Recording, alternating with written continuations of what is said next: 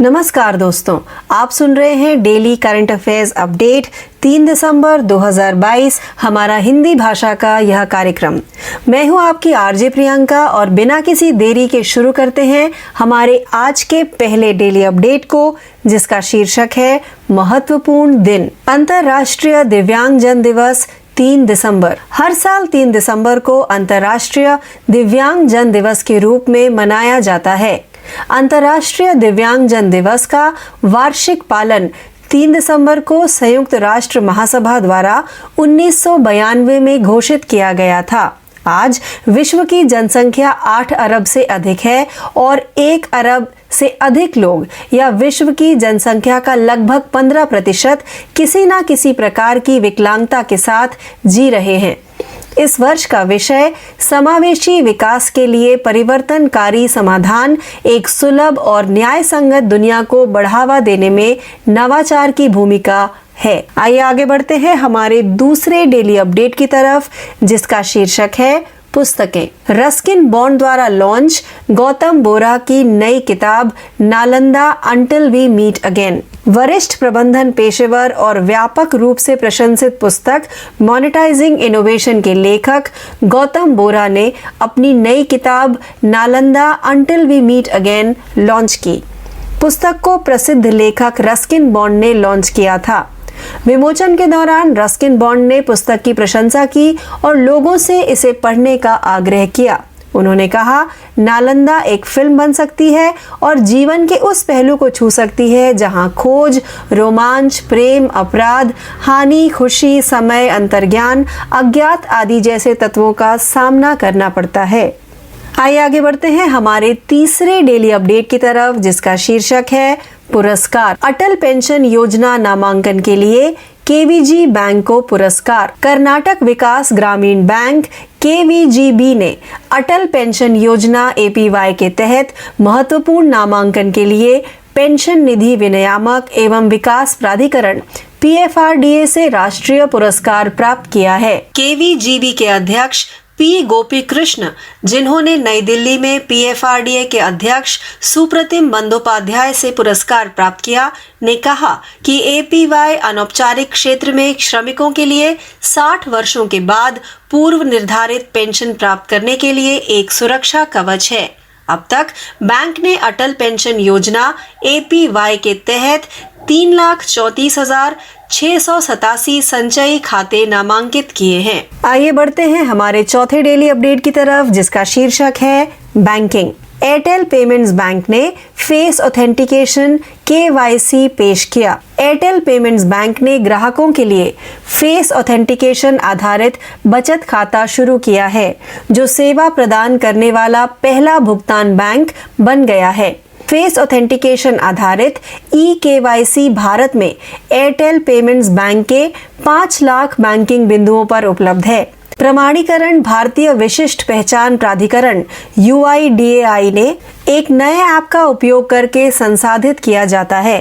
नतीजतन बैंकिंग बिंदुओं पर व्यापार प्रतिनिधियों को ग्राहकों के लिए बैंक खाता खोलने के लिए केवल स्मार्टफोन की आवश्यकता होगी। आइए आगे बढ़ते हैं हमारे 5वें डेली अपडेट की तरफ, जिसका शीर्षक है विविध। सूर्य कुमार यादव को अर्बन गबरू के ब्रांड एम्बेसडर के रूप में नामित किया गया। पुरुषों के ग्रूमिंग ब्रांड अर्बन गबरू ने भारत के स्टार क्रिकेटर सूर्य कुमार यादव को अपना नया ब्रांड एम्बेसडर घोषित किया।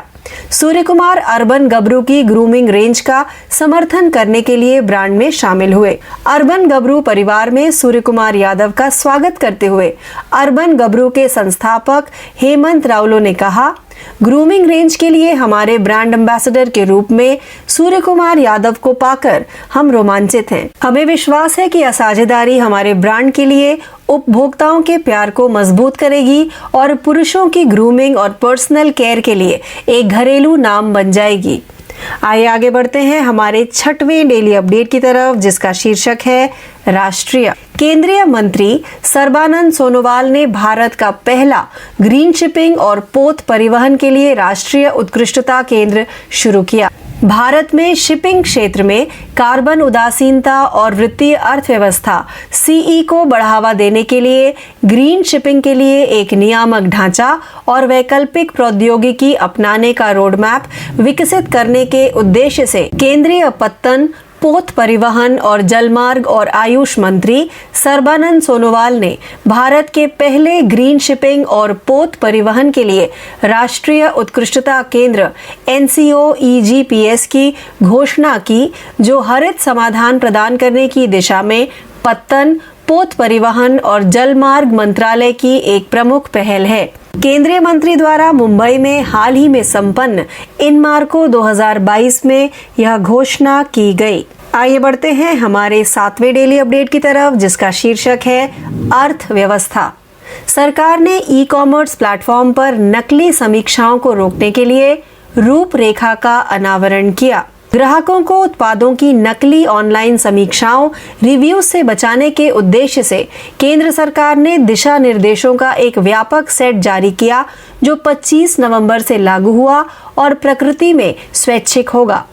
भारतीय मानक IS 19000/2022 ऑनलाइन उपभोक्ता समीक्षा उनके संग्रह, मॉडरेशन और प्रकाशन के लिए सिद्धांत और आवश्यकताएं शीर्षक वाले दिशा निर्देश हर उस ऑनलाइन प्लेटफॉर्म पर लागू होंगे जो उपभोक्ता समीक्षा प्रकाशित करता है।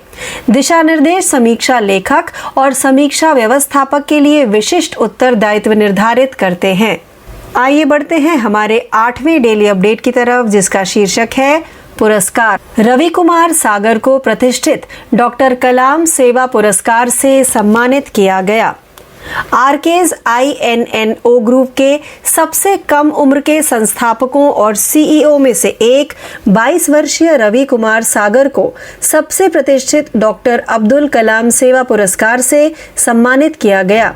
वंदे भारत फाउंडेशन और लीड इंडिया फाउंडेशन द्वारा भारत के दिवंगत पूर्व राष्ट्रपति डॉक्टर APJ अब्दुल कलाम की जयंती मनाने के लिए हर साल डॉक्टर कलाम सेवा पुरस्कार की मेजबानी की जाती है।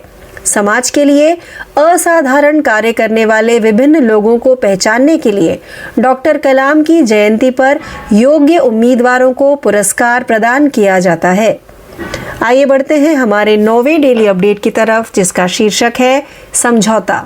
एडू डिजिटल भुगतान की पेशकश के लिए HDFC बैंक, फ्लाईवायर ने सहयोग किया। भुगतान सॉफ्टवेयर कंपनी फ्लाईवायर ने भारत में छात्रों को दुनिया भर के संस्थानों में शिक्षा शुल्क का भुगतान करने में मदद करने के लिए भारत के HDFC बैंक के साथ हाथ मिलाया है। कंपनियों ने एक विज्ञप्ति में कहा कि एकीकरण छात्रों और परिवारों के लिए भुगतान को सुव्यवस्थित करता है और यह भी सुनिश्चित करता है कि वे अंतर्राष्ट्रीय दिशा निर्देशों का पालन करें। फ्लाईवायर में वैश्विक भुगतान के उपाध्यक्ष मोहित कंसल ने कहा, इस साझेदारी के प्रमुख लाभों में से एक भुगतानकर्ताओं के लिए इसकी पूर्ण सुविधा है, क्योंकि यह समय और प्रलेखन को कम करता है जो उन्हें सामान्य रूप से प्रदान करना होता है। आइए बढ़ते हैं हमारे 10वें व अंतिम डेली अपडेट की तरफ, जिसका शीर्षक है अंतरराष्ट्रीय। अनवर इब्राहिम ने मलेशिया के नए प्रधानमंत्री के रूप में शपथ ली। वरिष्ठ विपक्षी नेता अनवर इब्राहिम को किंग सुल्तान अब्दुल्ला द्वारा मलेशिया का प्रधानमंत्री नियुक्त किया गया है। मलेशिया की राजनीति में एक अनुभवी नेता इब्राहिम ने एक छात्र कार्यकर्ता के रूप में अपना राजनीतिक जीवन शुरू किया और 1971 में मलेशिया के मुस्लिम युवा आंदोलन की स्थापना की। अपने राजनीतिक जीवन के शुरुआती वर्षों में उन्होंने ग्रामीण गरीबी और देश में अन्य सामाजिक आर्थिक कारणों के खिलाफ विरोध प्रदर्शन करना शुरू कर दिया। इब्राहिम के राजनीतिक प्रभाव ने तत्कालीन प्रधानमंत्री महातिर मोहम्मद की नजरों में आ गया, जिन्होंने उन्हें सत्तारूढ़ United Malay National Organisation UMNO party में शामिल होने के लिए राजी किया। तो इस अपडेट के साथ ही हमारा आज का यह हिंदी भाषा का कार्यक्रम डेली करंट अफेयर्स अपडेट 3 दिसंबर 2022 यही समाप्त होता है। ज्यादा जानकारी के लिए यूं ही जुड़े रहिए। मैं आपकी RJ प्रियंका आपसे यही विदा लेती हूँ। धन्यवाद।